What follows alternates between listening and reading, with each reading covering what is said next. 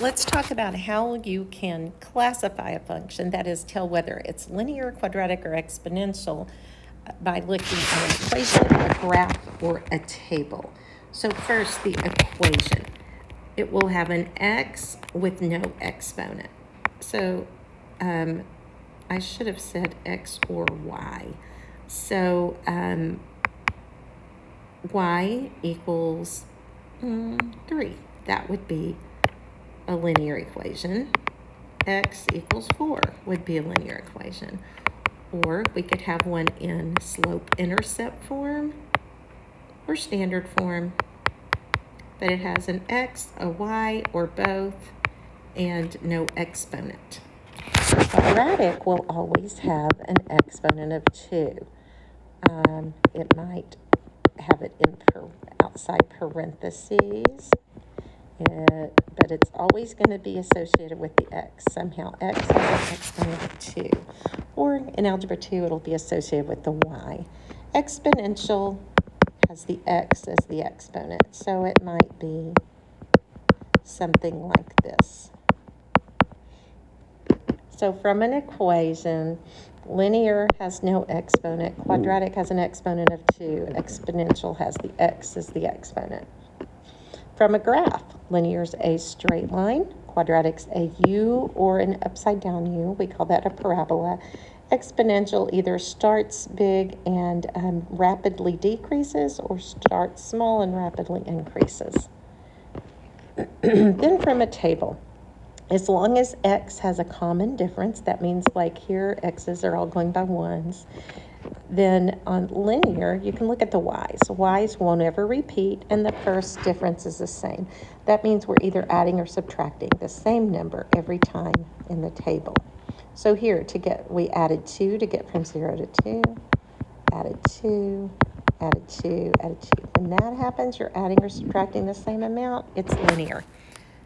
But quadratic y values can repeat, and it's not going to be the same. You're still adding or subtracting, but it's the second difference. In other words, here we add 1, we add 3, we add 5, we add 7. That is not linear. But if I check the difference in the difference, add 2, add 2, add 2. When the second difference is the same, that's when it's quadratic. And exponential, you're going to see y get rapidly bigger or smaller because you're multiplying or dividing. This one is multiplying by 3. 2 times 3 is 6. 6 times 3 is 18. 18 times 3 is 54. So it's exponential. So let's look at some examples and tell what these are. The first one, down 4, down 4, down 4. This one sure looks like it's going to be linear.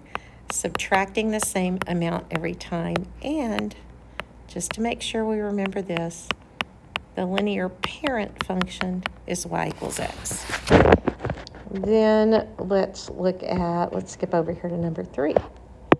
Add 5, add 3, add 1.